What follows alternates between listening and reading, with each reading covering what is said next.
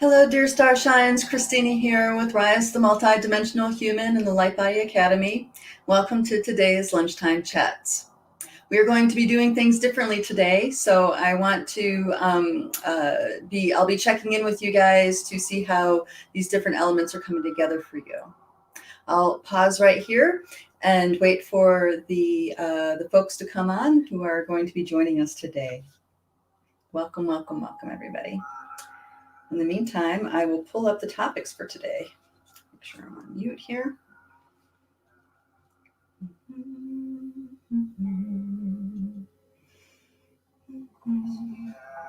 Here we go.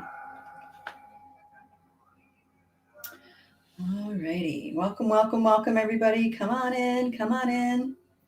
We'll be doing things a little bit differently today, and please let me know if the sound in the background is distracting. So, for those of you who are new, my name is Christina. I am the acceleration expert, and we are here to discuss topics and issues that are relevant for us on our multidimensional liberation and sovereignty journey. That's starseeds, healers, shaman, way showers, and we talk about those issues that are important to us, that are significant to us in our daily experience. And I, of course, do my best to convey the liberated perspective on all those topics and issues that are brought to me. If you would like to join the conversation, you can access these chats Thursdays at noon on our YouTube channel, which is on the Lightbody Academy channel, or you can join our Facebook group called Rise of the Multidimensional Human. And it is really within that group that these particular topics that we talk about are developed. People share things throughout the week. We post different, memes and discussions, stuff like this. And that is really what formulates the kinds of things that we talk about in the lunchtime chats. So if you want to do that, if you want to be a part of that, you want to check us out on Facebook, Rise of the Multidimensional Human. Welcome, ladies. Welcome, welcome, welcome. Hi, Joanne. Come on in. Say hi, guys, as you join. And let me know you're here and let us know where you're coming from. Hi, Carol. And also let me know if the sound in the background is bothering, interrupt, or what am I trying to say? Let me know if the sound in the background is intrusive. We are going to be doing this activation very differently than we have in the past. Those of you who have worked with me over a long period of time or studied with me over a long period of time, you know that things get old, and when I decide that there needs to be a change, we do that. I don't hesitate. It's important for me to stay in harmony with the moment and the flow of the energies of the times, so I don't stay rigid and stuck in one position for very long, or I don't stay in one position for very long because, well, these times are accelerated. We're changing quickly, and we need to embrace what that change is and discover what our own expression and our own rhythm is with the new energy that is coming onto the planet right now. Welcome, welcome, welcome. Hello. Okay, cool. So I'm getting a thumbs up about the sounds in the background. I'm going to talk about these sounds in the background a little bit too, so you guys know why I'm doing this. And dear sister Martine is from the UK. Welcome, welcome. Kids are chilling before bed. All right. This is a good time to tune in. Hello. Thank you, Carol. Okay. And hello, Facebook users. Okay. So I'm going to go ahead and dive right in into our topics here today. So, dancing with 4D archetypes for healing and liberation. So this is spawned by an inquiry by Dear Starshine in the Academy, who wanted to talk about or get clarity around the different archetypes that we have going on, like the victim archetype, perpetrator archetype. And so I'm going to talk about these archetypes in another way and also highlight the disempowerment triangle. So what archetypes to avoid getting into or to catch yourself when you're starting to step into it so you can make a different choice. So we'll be talking about that. And then I'll be talking about how the two-party systems keeps us locked into co-creating those realities that we do not want. This is so important because people don't realize what you resist persists. So we're gonna unpack that a bit more, so we can get a little bit more clarity, and we can have perhaps a broader perspective in those moments when we start choosing to buy into one narrative or the other, or become very hostile towards a particular narrative. I think some of you guys know what I'm talking about with that. All right, and then I'm going to be talking about what does it look like to step outside the matrix. Because the picture of what the matrix is painted in such a way where it's something that feels like it's insurmountable to unplug from. And I'm here to tell you that that is not the truth. So I want to talk about that. Welcome, everybody. I'm so glad to have you. We are we are in the amazing days right now. Amazing days. 2021 is looking like it's going to be perhaps even more action-packed than 2020, if that's even possible. If it is, it will be, right? Okay, dear sister Martine says, is this why times seem faster? Okay, yeah, so things are accelerated. This is for sure so, and time, actually, this is good. This is a good question to start on. This is a really good question to start on. So long ago, I used to talk about the 9 waves of creation that are theorized to be emanating out of the center of the Milky Way galaxy, and that was the pattern of energy from which the Mayan temples were built to hold. You know, and there's 9 waves. Back in the day, there was 9 waves. And the first wave, all right, so here's the Milky Way. The first wave is this big, long wave. Excuse me. And this is the wave that is the foundation of energy, consciousness coming into matter. So this is like, let's just say, cellular life forms. The first wave coming out of the center of the Milky Way galaxy, traveling through, was an organizing force for creating life forms. And this is 9D, by the way. Right? And then there is another wave that comes out, and it is much shorter. And this is the wave of not just cellular realities, like the original, the beginning of proteins and stuff like this, but this is actually organizing those proteins, those cells, into tissues to create beings, okay, such as amoebas and ocean life, what we would associate with ocean life, stuff like this. And then there's another wave that's even shorter that comes out, and then another wave, and then another wave. And each wave is 20 times shorter than the previous wave. So this first wave from here to here, if you can see that, right, would be, let's say, several billion years, okay? And the wave after that, from here to here, several million years. And then the waves even beyond that, you know, they're smaller than that, several 100,000 years. And at the end of the previous century, at the end of the 1900s, there were multiple waves unfolding. And so all these waves are happening simultaneously, but after the first wave begins, it's several billion years before the next wave starts.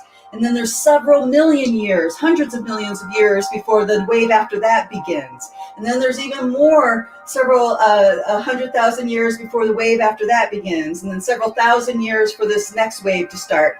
And then at the end of the 20th century, in the 1900s, what was happening was that there were 3 brand new waves, 3 brand new organizing forces unfolding in just that century. So by 1999, there was the last and the 9th and final wave began, and the whole wavelength was not billions of years long. The entire wavelength was just a few days long, 28 days long. Okay, so this is how we explain the acceleration of time, because it's not the synthetic time that is, or the constructed time that's accelerating. It's the natural progression, organic time that's accelerating. And this particular model, for me, explains the experience of this acceleration. Now, all these, the last 2 waves of the 9 waves of creation unfolded at the end of the 20th century. But now so then after that, we are in a time outside of time. And that time outside of time, according to certain Mayan astrologers, was from 2012 to 2022. So what happens, and this is just my intuition here now speaking, is that what happened after that was that there were many, many more waves that have come out from the center of the Milky Way galaxy. And the grandmothers, the grandmothers of the 14th dimension, if you guys explore those realms, started beating different rhythms. And so now the number of waves coming out is not 9, but more like 18. And it's exponentially growing from there. So this is how I can best explain the acceleration. So we are in really, really, really intense times right now because we're waking up to levels of reality that we haven't been woken up to in many hundreds, thousands of years. When I say we, I'm talking about the consciousness on this earth, on this planet. Not that there haven't been highly evolved civilizations on this planet, there have been, but to be open and able to access these other layers of who we are is unprecedented. So the times of Atlantis, the times of Lemuria, we consider that like the golden age. But what I'm proposing here is that the frequencies that are available for us now will allow us to excel even beyond that. Okay. Yes. Thank you, Tammy. Hi, Tammy. Yeah, I know about the music. Let me know if it's distracting. So I'm going to talk a little bit about why I have this music going. And actually, Tammy, you know about this music. So instead of doing the activation the way I usually do it, I am going to just dive into these topics and ping, and we're going to tune into something inside the body, and then I'm just going to dive into these topics. And as I do, this music is pinging on particular dimensional wavelengths, frequencies. And if you are interested in exploring this music, you can, because it's available through Barbara Handclau's website. Many years ago, when long before Alchemy of the Nine Dimensions was written, and she was she just completed the Pleiadian Agenda, there was a conductor, a very famous conductor by the name of Michael Stern, who was very moved by her book that she wrote. And he was so inspired that he decided to write and create a soundtrack that was specifically meant to open people up to each dimension, each of the 9 dimensions, as she described in the Pleiadian Agenda. Now, in the Pleiadian Agenda, it was one little chapter that talked about the lenses of perceptions and realities. And that's what grew way later to this body of work. But long before this body of work, in the form that I introduce it here in these chats, people were turned on by what she wrote, and he ended up composing a body of work to activate these dimensions. And the really cool thing about this is that every single instrument he built and created himself. So it would purely embody each of these lenses of these frequencies that, to activate us. And this is also the music that Barbara used to activate groups. So in the exploration of what the 9 dimensions were all about, she took the work out to working with groups of people. And I was in one of those groups for almost a decade. And every summer in Lilydale, New York, we would get together and do a 3-day weekend and do the activation. And back then it was a lot more dense, and we couldn't just dive into it because we had to slowly prepare ourselves, prepare our bodies, prepare the fields and all that to be able, so it could allow these dimensions to be activated within us. And by then, her and Michael Stern's paths had crossed. They met in person, and he expressed his admiration for her work.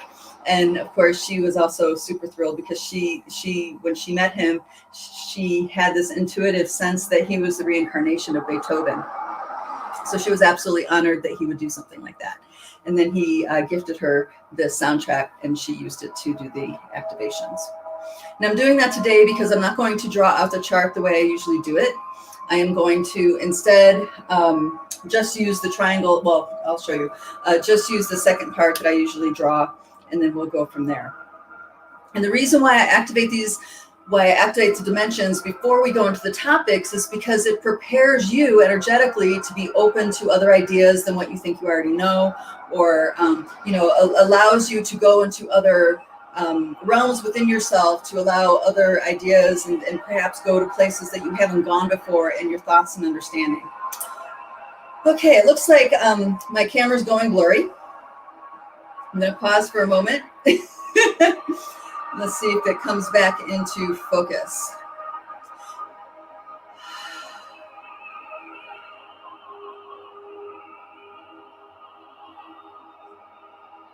All right. It's not coming back into focus, so I'm going to step out and then come back in. I'll be back in a minute.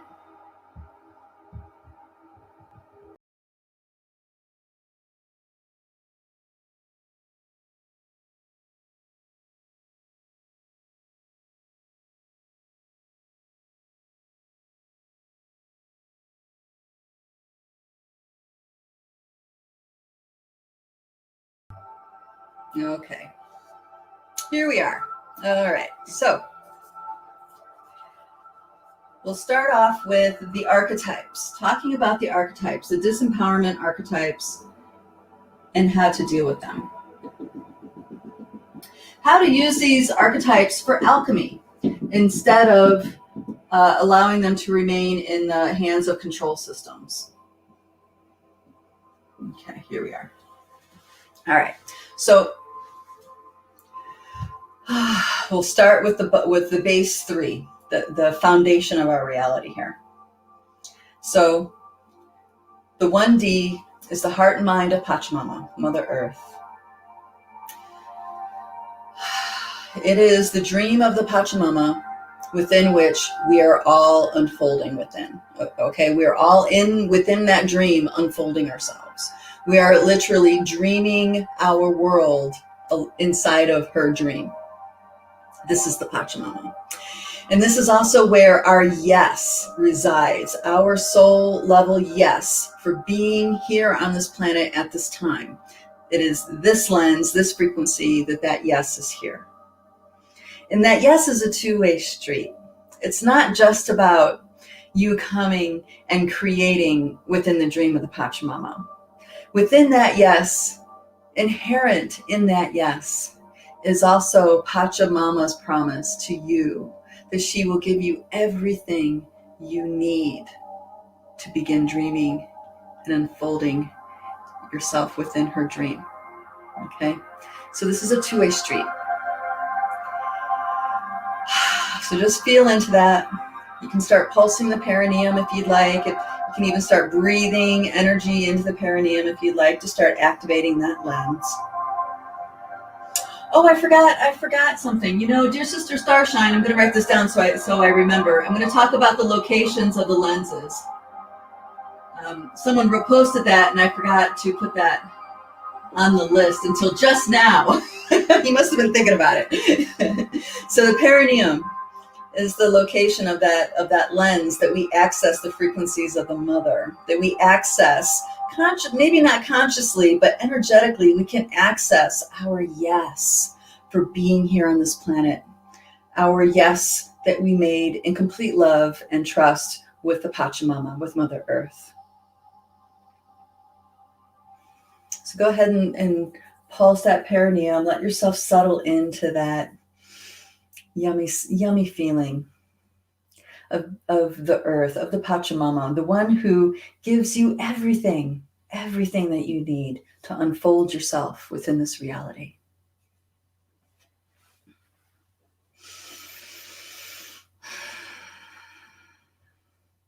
And of course, the Pachamama gives us this vehicle, this biosuit, to unfold ourselves within her dream.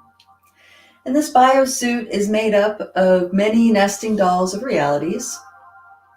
There's atoms that make up molecules and atoms and molecules that make up cellular structures. Cellular structures come together to make up tissues. Tissues come together to create organs. Organs come together to create systems. You see, these systems come together to create this organism. Okay, so there's many nesting dolls of reality brought together to create this biosuit. And the intelligence that this biosuit embodies is the telluric realm intelligence. This is the connection, not just the quantum connection with the all that is, but also the separation stuff. Like with it creates a sense of separation, so we can have this experience of 3D. So this membrane here that is our skin, this is what feels like we think creates separation between you and me, or me and these plants, or me and this window, right? When really our skin in particular is permeable. It's constantly exchanging atoms, cells, proteins, viruses, bacteria. It's constantly exchanging organisms with the environment. So it may look like it's a barrier, but it's actually letting things in and out between us and our environment.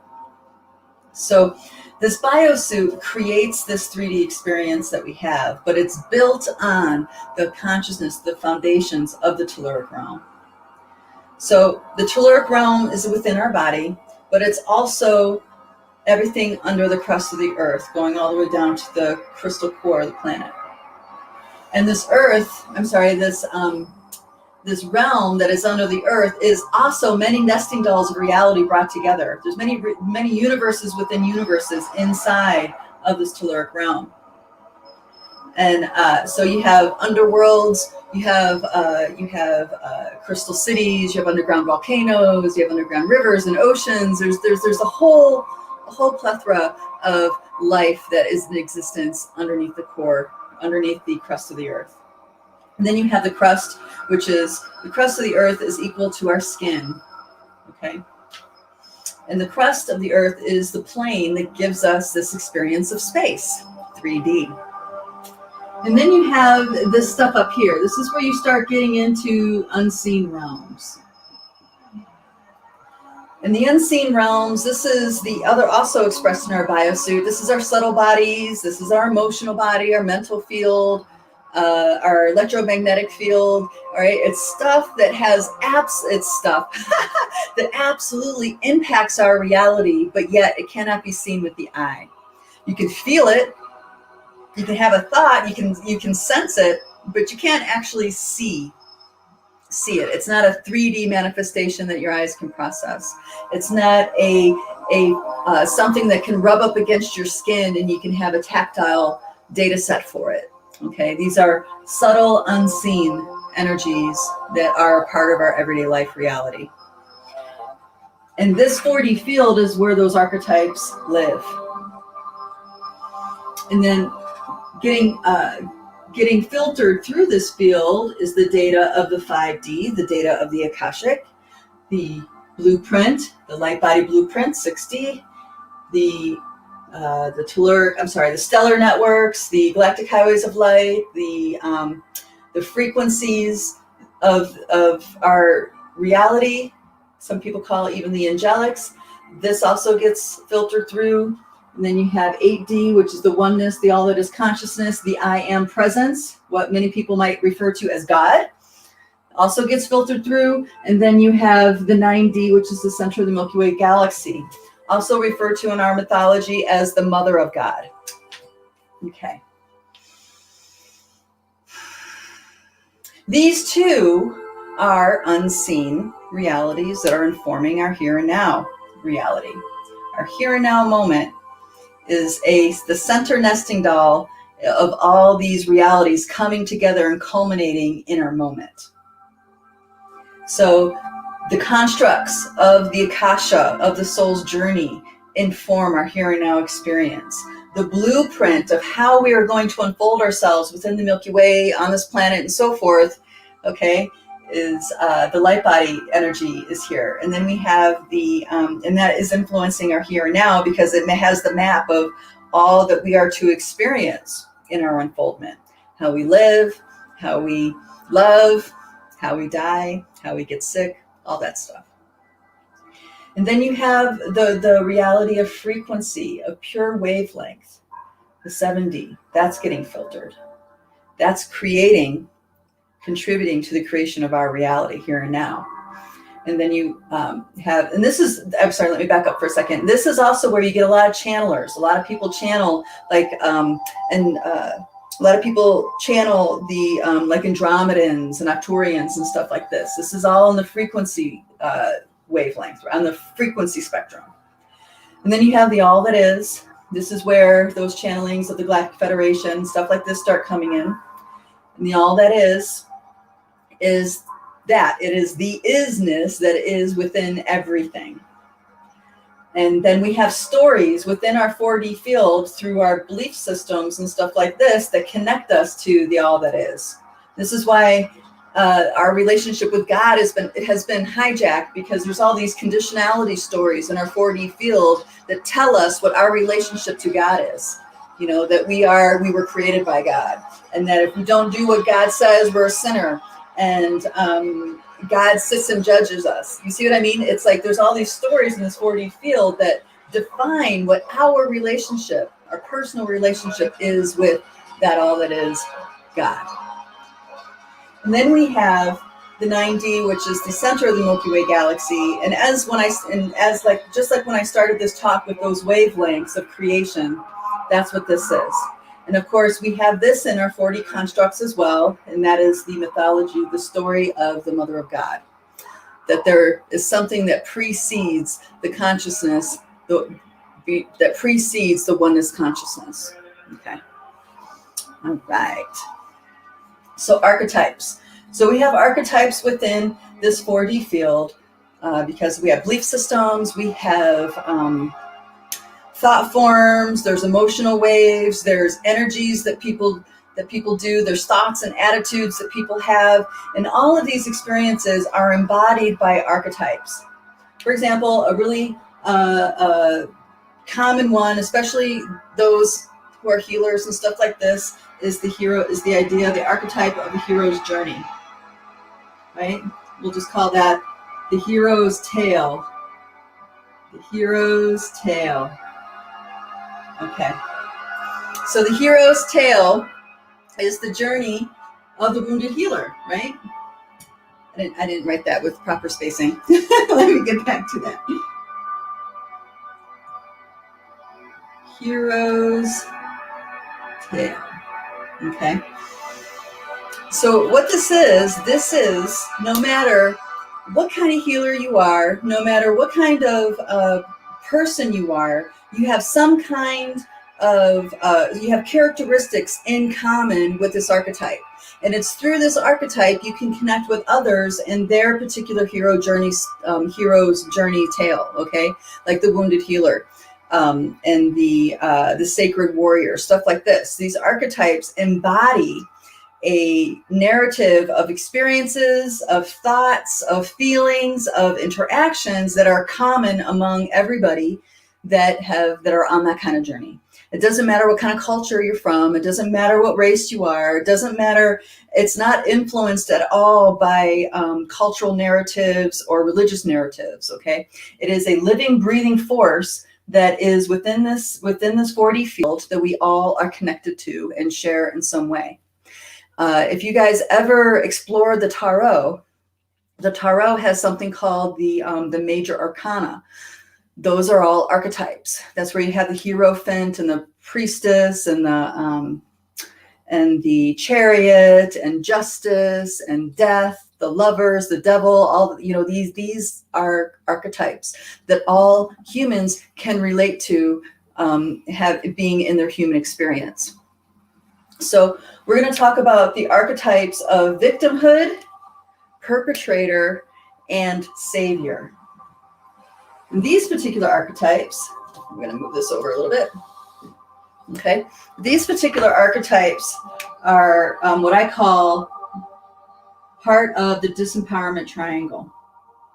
Okay.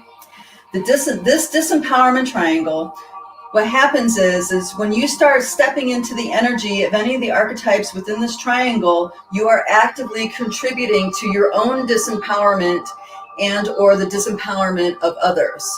Okay, at the top of that triangle is the savior. Many people actually think them being a savior makes them a good person. And I'm going to talk about, why this is actually part of the disempowerment triangle a little bit in a minute. And then the corner here is the victim. And then you have the perpetrator.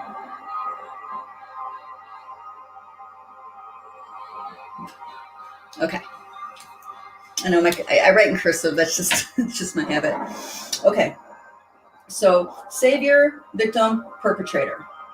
All right. The victim archetype is the one that is woe is me, but it's also the one that has been wronged. It's the one that blames. I can't do what I want because this person's to blame. I can't live the life I want because the matrix to blame. I can't have love because crappy people are to blame. You know what I mean? There's like the victim is the one that doesn't do right by themselves because they're pointing the finger at something else at why. That's why I can't do that. That's why I can't have what I want. That's why I can't be in a good relationship. Over here is why I'm unhappy. Over here is why I think everything's wrong with the world. You know what I mean? This is the victim archetype. The victim archetype, and this is a big piece here because this ties into the topic a little bit later. The big thing about this victim archetype is that it justifies becoming a perpetrator. Because I was wronged by this person, they deserve this crappy whatever I'm going to dish out to them. Because this system is corrupt, they deserve to get, they deserve having wrong done to them. Oh, and I have a really great example, actually. Hold on, let me see if I can pull this example up. How do I pull this example up? Because I posted this a while back because the rhetoric and the intensity that was going around social media was absolutely crazy. And all these people were convinced that the other group were the ones who were wrong, and sheeple and all this other stuff, right? So I'm going to go ahead and see if I can share my screen now. Share screen. Okay, I'm going to go ahead and share. Here. No, that's not what I wanted to share. Let me remove that. How do I'm going to try that one more time. Application window. Oh, here we go. I got it. Sorry, guys. It took me a second to figure it out. Can you guys see this? Do you guys see this? No. All right. Maybe I can't get it. I can't do it. It's not going to happen. Oh, that's a bummer. I was really hoping you guys can see this graphic. Anyway, what this graphic is talking about is that, people are so outraged and so involved in their side being right that they are actually behaving like awful people. And they are turning into the very people that they're pointing their finger at being victim to. You see what I'm saying? They use their victimhood to justify being crappy to other people, either individually or as a group. Okay, so this is what the victim archetype does. The victim it disempowers everybody that it's involved with, and it carries blame. And because of their blame, they justify them doing their own version of perpetration on another being. So that's the disempowerment of the victim archetype. Then, of course, you have the perpetrator.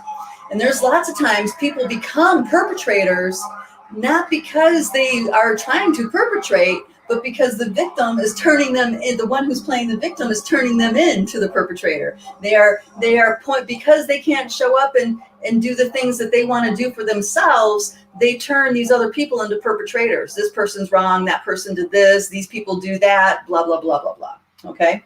So there's a lot of, sometimes there's a lot of innocent bystanders that end up getting put into the perpetrator category. But the other thing about the perpetrator is that the perpetrator doesn't care at all about how what they're doing affects others. Okay. The perpetrator just does what they want because that's what they want and they feel justified doing it, and to hell with everybody else. Okay. So there's perpetrator. They inflict wounds onto people, sometimes on purpose, sometimes unintentionally, that kind of thing. All perpetrators. And then you have the savior. And you might wonder, how can the savior be part of the disempowerment triangle? And let me explain. By the way, these are archetypes, which means every single person on this planet and watching this call has something in common with these pieces, okay? So the savior. What the savior does when it's disempowerment, they come in, they save the day, and they do that because in their mind, in their perspective, the victim can't help themselves, is powerless to help themselves. Therefore, they need me to come in and, I don't know, speak up for them, save the day, tell them what they need to be doing. Okay, the savior comes in, say, oh, let's use that fish metaphor. You have a starving man. The savior will come in and gladly give him fish. The savior does not take that extra step to teach that man how to fish. Okay, instead, they get gratification out of being the savior. They don't know it necessarily, but that's how it works. You're saving people because you believe. You are projecting your belief on them that they can't do it themselves. You give them the tools, they don't do it themselves. Oh, they don't do it themselves because they can't. You see? This conflicts with a lot of modern day psychology, because a lot of psychology is around rationalizing the savior, victimhood, perpetrator thing. Okay, so savior, also what the savior does is that when they try to save the victim and fail, they all of a sudden become the perpetrator. Because now they tried to save that victim, it didn't work, and now they're to blame. Now that victim can blame them for why they're not better, because you didn't do enough. It wasn't good enough what you tried to do. You didn't help me all the way. You see? There was something wrong with how you tried to help them. It didn't matter about you caring and wanting them to be better. It was more about what you didn't do, how you fell short. So instantly that savior falls off of the pedestal and becomes that perpetrator. Okay. These are archetypes within that 4D field. This is why this is a disempowerment triangle. If you're a healer and you're playing savior all the time, you're going to burn out, right? Or you're going to be accused of being a perpetrator. That happens too. Oh, they said they could help me, but it didn't really work. So, they're manipulative and not telling the truth. That's what the victim would say. So these archetypes we step into and we embody that energy. And this energy isn't just our personal energy. This energy is a collective energy that has a momentum with it. So the victim usually doesn't know that how they contribute into their own victimhood. They don't have a place within themselves to reflect and examine how they might be contributing into their victimhood. Okay, by merely suggesting it, oftentimes you get turned into the perpetrator. And what I'm saying with this is that the victimhood role is really difficult because there's big momentum with it because of all the tragedies and traumas that have happened on this planet. There's big momentum with being in the victim archetype. It's far beyond just what that one person is doing. It's just that the thoughts and the feelings that that person is entertaining within themselves has a huge river of energetic momentum from hundreds of thousands of years of trauma drama on this planet. Same thing with the perpetrator, hundreds and thousands of years of perpetrator energy unfolding on this planet. So as soon as you step into that role, purposely or not, now all of a sudden you're not in control as much as you were before. It's like this momentum is pushing you into doing these things, whatever they are. And if we rationalize with our minds instead of feeling with our hearts, then we're just, boom, we're off like a rocket. And you don't notice until way later, if you have that reflective quality, you won't notice until way far down the river that you just took off on the perpetrator boat, on that river. And the same thing, of course, with Savior. So this collective energy has massive momentum to it. And the way to cut through the momentum, right? The way to cut through that momentum is to understand how to unplug and step out. And how, and what I mean by that is understand what you are doing to actually put your foot into the river of that archetype. What is it that you are doing? What's the belief you truly think is so? What is it that you really think is right or wrong that's propelling you to put your foot into one of these rivers? What is it? Do you feel righteous?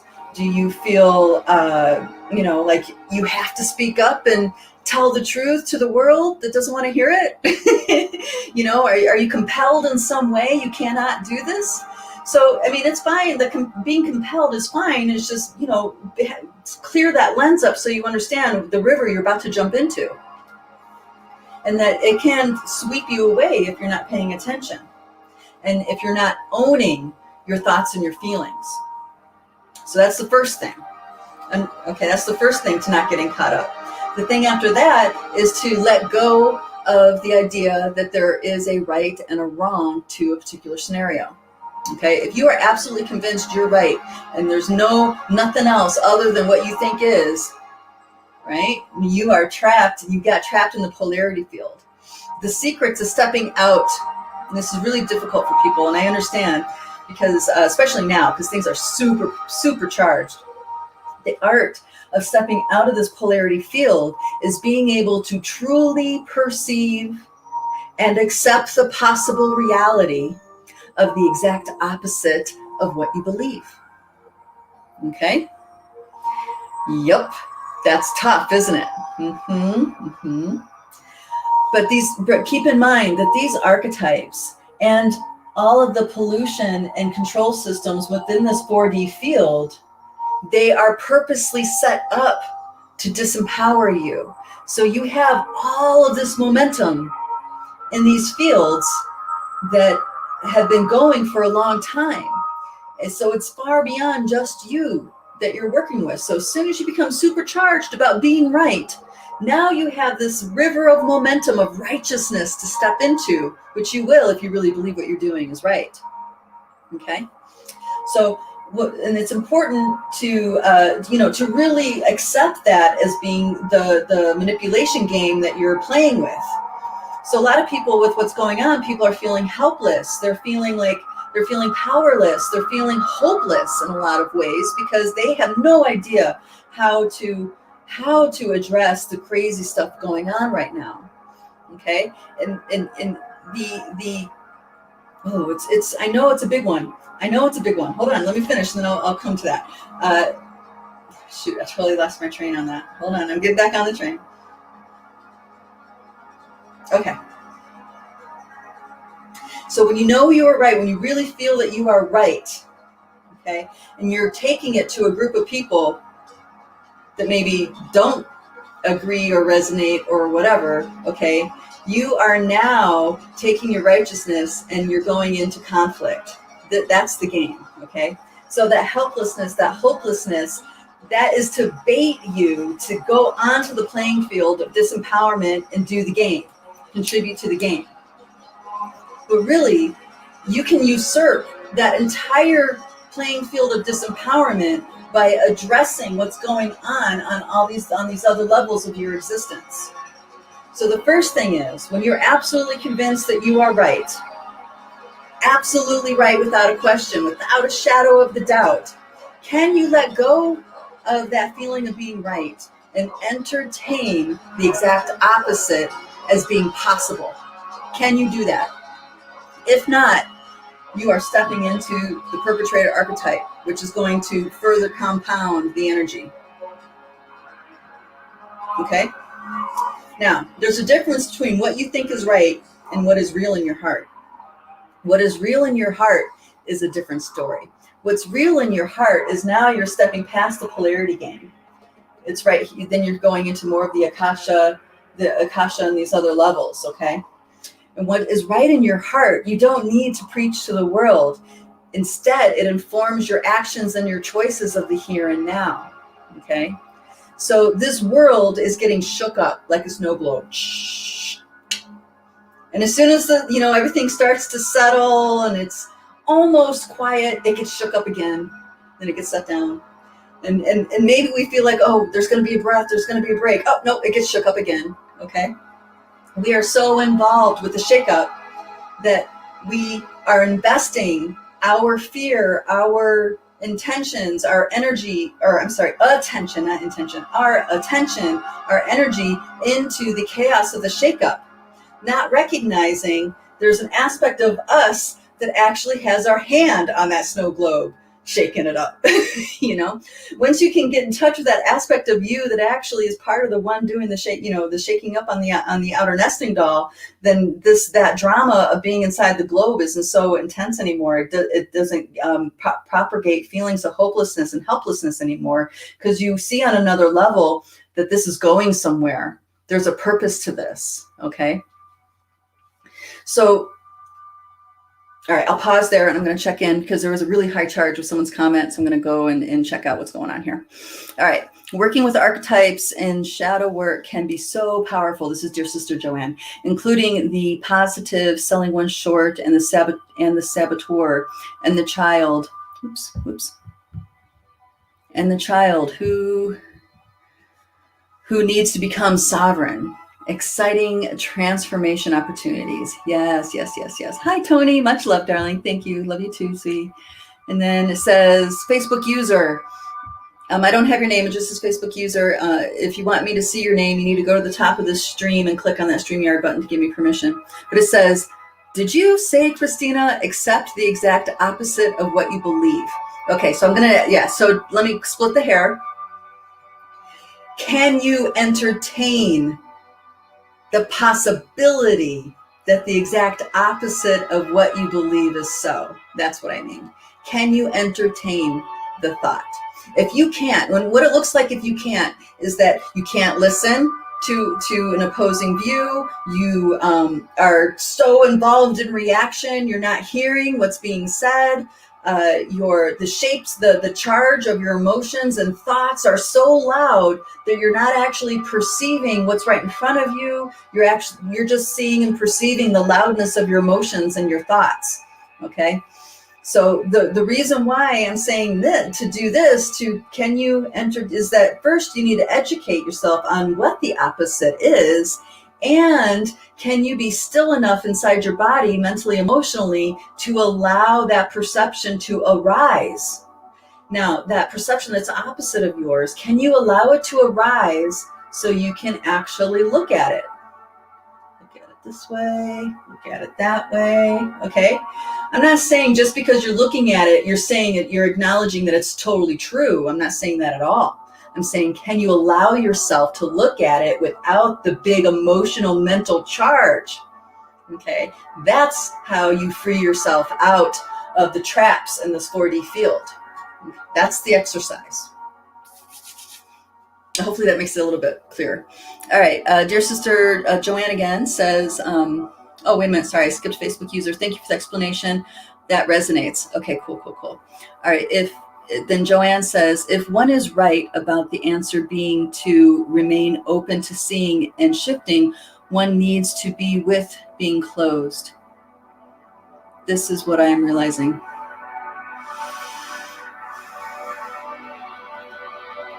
Joanne, I'm trying to feel into what you're meaning with that. Okay. I'm not sure. I think what you're alluding to is compassion for those that are closed when you have a high priority in your value system to being open. Please let me know if that's what you mean.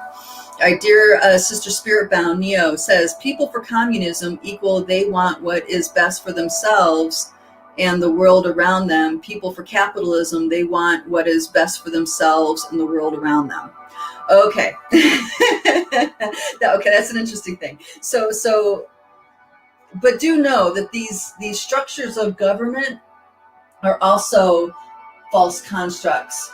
Okay, the structures of government, and there could be governments that are in harmony with the earth, I haven't experienced it yet, but I'm sure they're out there somewhere, especially in other. Oh, wait a minute. Okay, so that's not entirely true what I just said, because I'm being reminded that you can actually, through your ET connections, ET spirit guides, and different kinds of entourage members, you can experience government systems that honor all life, that honor the truth of life.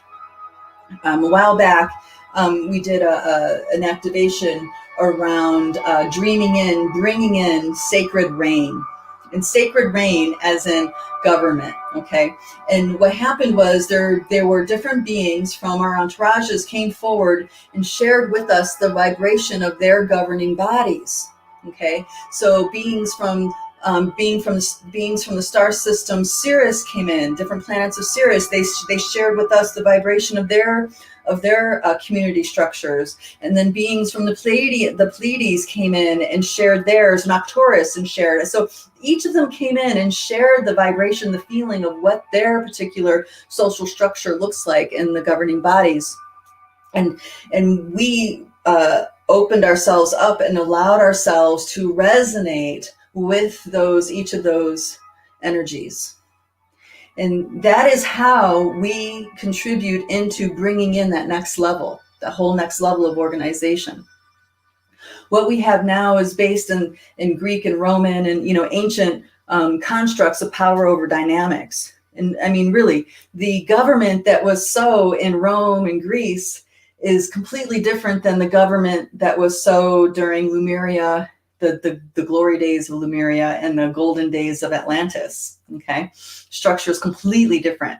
They were structures that honored life, that honored free will, that honored the journey of the soul within the biosuit. So those particular labels are, that's a good example of that manipulation because we pit them up against each other, but they're really doing the same thing, right? All right. And that same thing is some people are in the higher echelons of control and the others are not. And the masses are at the will of the ones that have power. In communism, it's the structures, people in the government structures. In capitalism, it's the one with money, but also in structures like corporations. Okay, sorry, I digressed. Let me get back to. Okay, so a spirit bound says doesn't mean it will fulfill what they believe it's aiming towards. Oh, okay. All right, then Joanne says, right, the opposite of being open would be closed. I notice I can be frustrated when another won't simply be open to other ideas, but refuses to even look, and then want to argue the point. Yeah, right? This is a thing. But this comes into how to deal with people who are very different than you and who can't allow you to be who you are. So when you are truly in honor of who you are and your needs, you surround yourself with people that can accept you for who you are. They don't need to agree with you. They need to accept you for who you are. Okay? But that's not how we're trained. We're trained that we need to be in contact, in contact with our family, even though it might be a really toxic family. We need to be in contact with this group and that group and this alumni and these groups and be accepted by them in order to have certain status, in order to get that grant, or in order to get that diploma, in order to get that scholarship. We have to associate ourselves and be accepted by these groups. We need to be something different than who we really are to be to contribute and be a part of these groups. And this is how people lose themselves in these false constructs of the society, because it's more important to play the role than to be true to yourself. It's more important to have status than happiness. And we're told the status and money creates happiness, but then there's so many people that get the status and the money and they're still miserable people. Okay? It's because the whole construct, it's a matrix, it's a game. And it's a game set up for the house to always win. And you're not the one in the house. Okay? Please, this is why I'm telling you, step out of this game, because this is set up for you to lose. It's set up for you to be food for these beings that need to feed off of your hopelessness, your angst, your fear, your out of control energy. They literally feed off of it. and they need you to be food. The last thing they want is for you to be in a warm, peaceful, loving place within yourself and to feel and have your connections with the others around you. That's the last thing they want, because then why would you need them? Why would you need them? Why do you need to go and get an education when you're over here doing exactly what you want as an artist, creator, shaman, healer, whatever? Why do you need that? It makes no sense. So all these constructs are brought together to frame everything up so that you think and believe that you need that. You need that diploma. You need that job. You need that. Okay. And this is getting me to that next thing about stepping out of the matrix. Well, hold on. Let me finish before I go down that road, because I really want to really give you guys the keys to jumping out of the matrix here. So just know, when you're in strong resistance mode to stuff going on in this 4D field, that's the bait that gets you into the game. So when you resist and you have energy, you have anger, you have hopelessness, despair, you're depressed, you're going through all these emotions, and I'm not going to call them negative, unpleasant, absolutely, but I'm not going to call them negative, because if you use those feelings to take yourself deeper to unravel the energies that are holding you in that position in your subconscious, you're now using that emotional charge to your empowerment, because now you're using that emotional charge to pull you out of this 4D matrix and into these other levels of yourself. Like, say, the hopelessness. You're super frustrated and you're feeling hopeless and you want to war. You want to fight. That pattern of behavior did not start in this here and now lifetime. Remember, it's a river of energy. So that real strong emotional charge, if you drop, instead of making it about something out here, and you drop into the feeling itself and you keep sinking, perhaps you could tap into something in your lineage. Maybe there's something going on in your lineage that contributes to that river of energy, or something in your Akashic, an event that happened long time ago that you swore with all of your being you would never let it happen again. Like, say it was 100,000 years ago on another planet, but it's in your Akasha, affecting your here and now. Okay. And you get there by sinking into that feeling in a meditation like this, and you get to that place, and then you can come to yourself in that place in the Akasha, and you can wake yourself up. Dearly beloved, wake up. This isn't the truth of who you are. You are so much more than this role. You're just an actor in a play. And once you wake yourself up way back there in the Akasha to that swearing that it did, it won't do the swearing. And then it can, you can die in peace, pass on with peace without creating that construct in your Akasha. It unravels. And then when you know it, in the here and now, that huge charge that you had in your body is gone. Okay. That is turning those feelings, intense, unpleasant feelings, into empowerment. That is you stepping out of the victimhood of negativity and turning it into your own empowerment. Okay, I'm going to be going over today because, well, I thought I was going to get it all out in an hour, but I didn't. So stick with me. Hopefully you guys can hang out for a little bit longer so I can keep giving you these pieces, because I really want to get into the stepping outside of the matrix. All right, so here's the deal. What is the matrix? The matrix is, society structures, belief systems, but it's also, all the hoops you have to jump through to get a job, to have a house, to be a acceptable person in society, to, be in the matrix. And as I said before, the whole matrix is a hamster wheel. It's not designed to empower you. It's designed to keep you in a loop where you can just be food for these other beings. These other beings that they don't really have a God spark, or, that golden spark within themselves. They don't have they don't have the infinite resource within themselves like we do. Okay. And so they need us for food. There's all kinds of parasites, and there's lots and lots of different kinds of beings that are part of that food chain. Some of them are just doing what they do. They're not really conscious on any level as far as empowerment, or disempowerment. They just do what they do. They're not very conscious. And others are more on the galactic cosmic plane, are very conscious of what they're doing, and they're doing it on purpose. So there's a whole spectrum of beings that are benefiting from you being on that hamster wheel. So what does it look like to step outside of the matrix? What does it look like to cultivate a life that is not subject to the matrix? It may seem impossible because you think, everywhere you go, you have to have a birth certificate or credit card or this or that, blah, blah, blah, blah, blah. That's true. And, there's, and instead of fighting, resisting, right, I'm proposing something else. Instead of fighting, resisting, as in not getting a birth certificate, not ever getting, handling money or getting a job or, getting involved with Western society, because that's pretty difficult. What I'm saying is instead live according to your truth. So many years ago,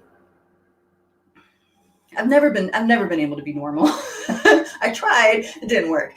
But many years ago, I was guided in particular directions, and at the time, I felt like, God, why am I always swimming up the river? I'm always going upstream, and I really toiled about that within myself.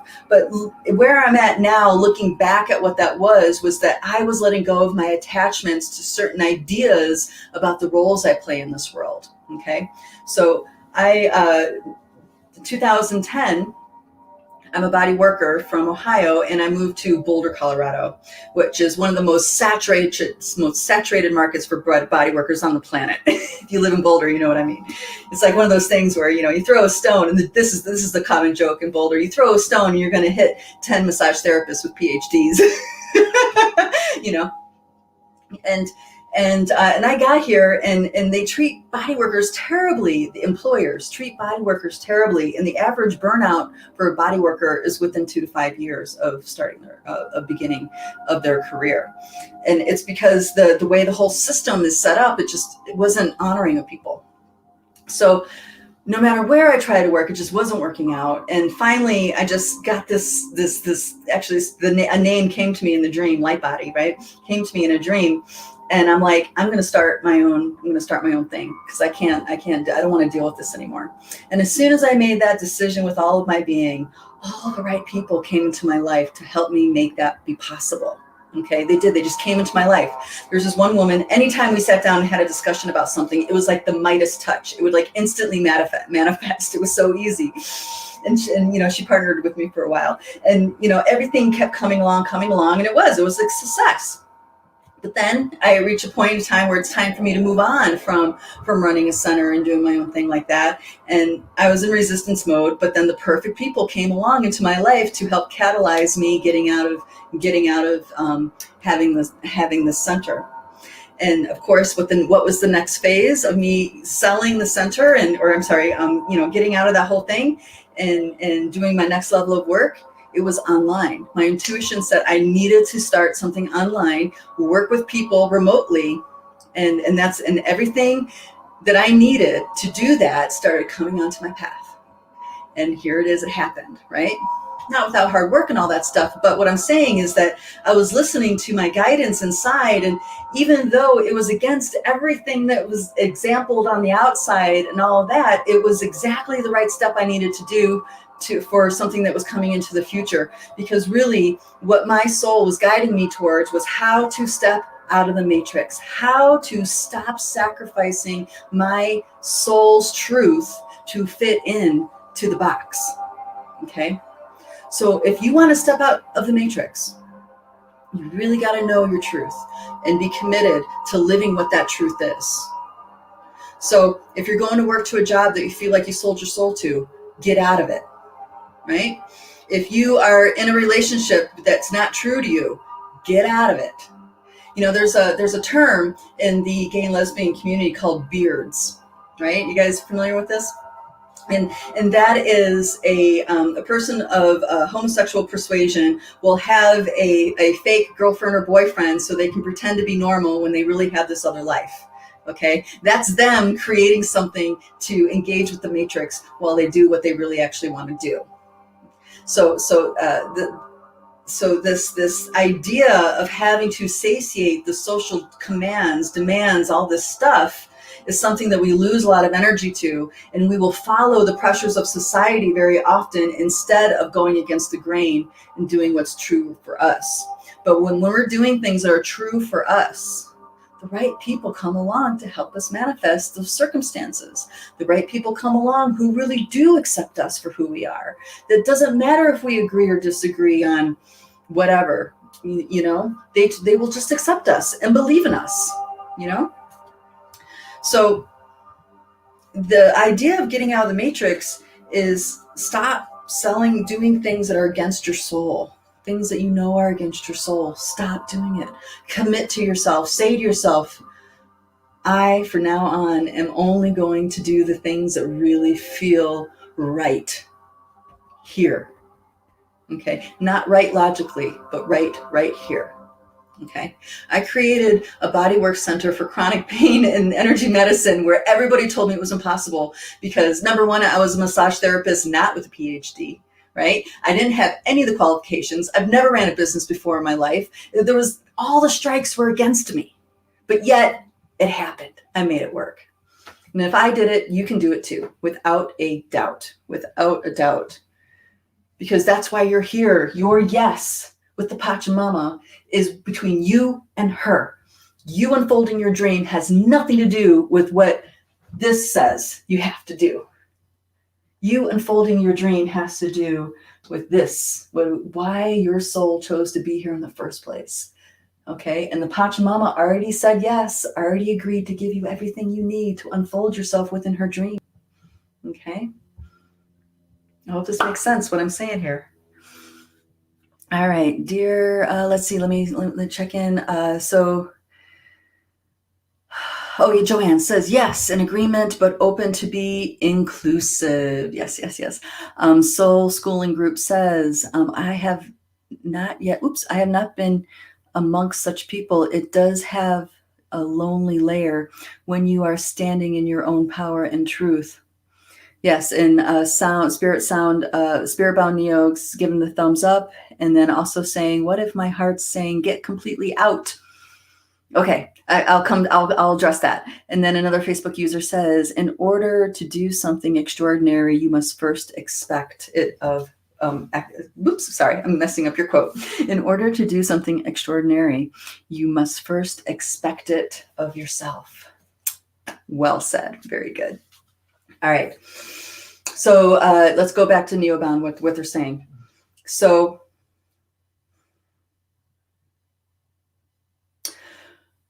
okay, what happens is that we're lied to from the get-go. Okay.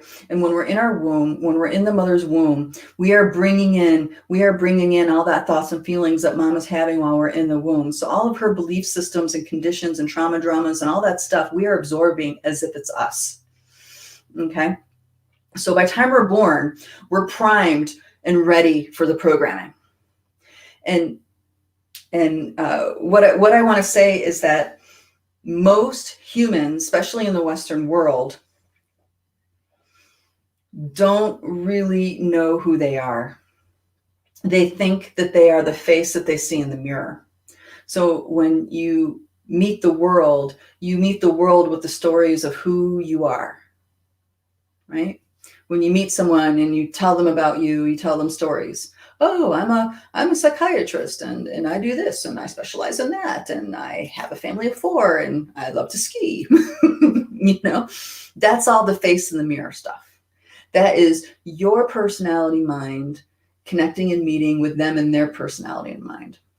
And if they are a heart empathic person, they're going to be completely turned off by you because all they got from you when they met was face, more face. Okay. But they got the whole download or a good download on who it is you think you are.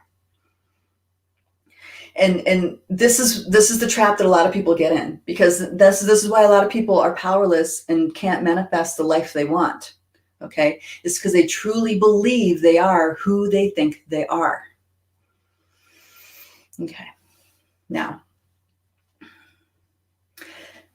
the reason why we start talking with this place right here, sinking down inside and getting in touch with your yes.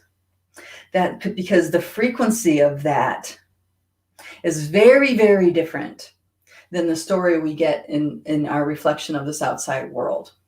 We get something far beyond any kind of story, personal story that our face can qualify. Okay. And once you can touch that energy, the love, the acceptance, the calling that you are here to unfold your own dream. And not only that, I'm going to give you everything you need for exactly what you want. Now, I'm not saying logic. I'm talking about energy that's inside the body. Once you can touch that and you practice and you revisit touching that every day, multiple times a day, whatever your spiritual practice is, to get in touch with that, then the voice inside that tells you this or that, like the voice inside that's telling you to resist life, no longer has the kind of weight that it used to have, because it's in conflict with this original yes. Okay. That's not to say that souls don't leave because it's time to leave, because they do. And that's what we're watching happen. We're watching lots of souls that have decided to leave this planet leave. And it doesn't matter what it's from. It could be from a virus. It could be from a war. It could be from suicide. It could be from murder. It could be from a car accident. That all those things transpired because the soul already decided when it's time to go. And then we have the 3D experience of the exit. Okay. So if it is in your soul's truth and your agreement with the Pachamama to not be here, you won't be. Okay. But if you're in turmoil and suffering and pain and not wanting to get out of bed, can't even get dressed, hate your life, that's your energy stuck in here. Okay. That's your energy getting siphoned off and stuff in here, and you're stuck in helplessness mode. Okay. So if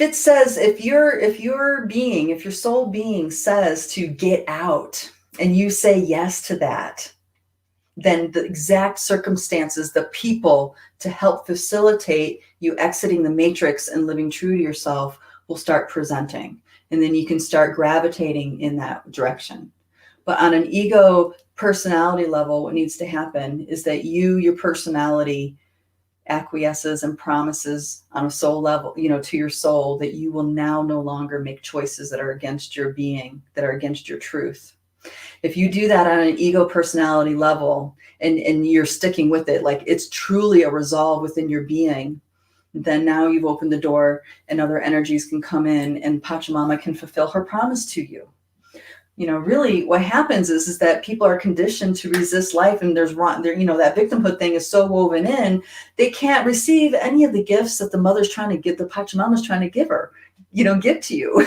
It's because, we can't accept it. We have troubles receiving. We can't show up for love. We can't show up for intimacy. We can't show up for that, And we just resist ourselves, the truth of ourselves, over and over and over again until it starts turning in on us, and we become self-destructive. Okay, we destroy ourselves, we destroy our surroundings, we destroy people who are in our lives.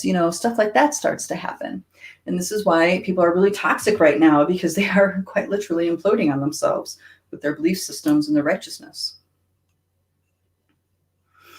All right. Spirit Bound Neo says, personally, I feel like I possess the face in the mirror, and it reflects me as an embodiment of my feelings, experiences, perceptions. It is the story of the world that colors that evil. I'm not sure if I understand what you mean. Hold on, but you continue on. So let me see. It just seems like this is all evil, as in life backwards. I just inserted that into there. On some level, in denial of reality or heaven or something. And truly it feels like programming, but it's something I've been wrestling with constantly. Yeah. Because what happens is that the encodements for, all right, let me get to this right here, the encodement. So when people are talking about getting downloads and encodements are happening, light codes are going on, that's this right here. Okay. If it has a shape, it has a form, it's this 6D frequency. And these encodements update our light body, update our map. Okay. But what happens is that those encodements get captured and then reversed.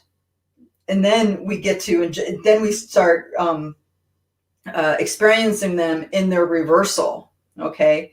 And rather than the true expression of who and what they are. And this is where hope and love is used as a manipulative force by the powers that be. Okay, so I'm out of time, but perhaps next week we can dive into this further, because there's the matrix of this life, but then there's these other matrices that are also geared to disempowerment, and one of them is the God matrix. The God matrix is a disempowerment program, how we relate to God, because most people, especially spiritual people, believe that they were created. You have a creator.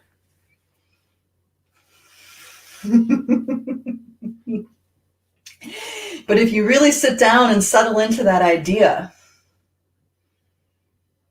is it the truth inside of you when you go inside that you are an infinite being inside this biosuit? When you tune in and you feel into that, of being an infinite being inside this biosuit, if you truly are infinite, if it's a great big yes you feel inside, I am truly infinite within this biosuit, then darling, you have no beginning and you have no end, which means you've never been created. You've always been so.